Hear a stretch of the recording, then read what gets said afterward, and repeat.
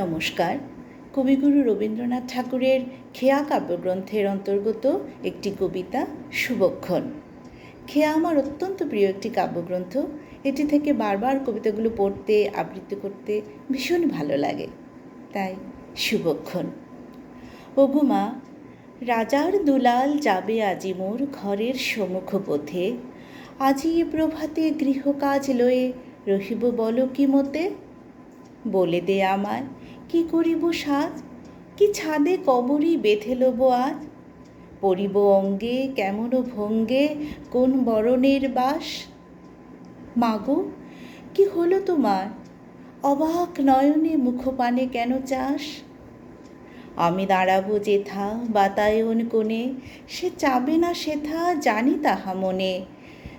ফেলিতে নিমেষ দেখা হবে শেষ, যাবে সে সুদূর পুরে। শুধু সঙ্গের বাঁশি কোন মাঠ হতে বাজিবে ব্যাকুল সুরে। তবু রাজার দুলাল যাবে আজি মোর ঘরের সম্মুখ পথে, শুধু সে নিমেষ লাগি না করিয়া বেশ রহিব বলো কি মতে।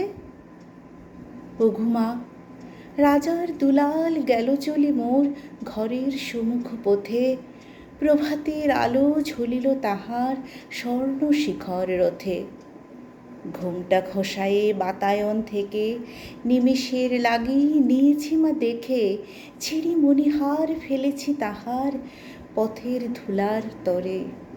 পরে মাগো, কি হলো তোমার, অবাক নয়নে চাহিস কিসের তোরে। মোর হার ছেঁড়া মণি নেয়নি কুড়ায়ে, রথের চাকায় গেছে সে গুড়ায়ে। চাকার চিহ্ন ঘরের সম্মুখে আছে শুধু পড়ে। আমি কি দিলেম কারে জানে না সে কেউ, ধুলায় রহিল ভরে।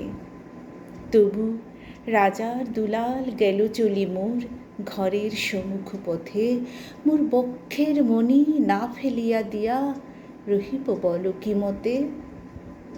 নমস্কার।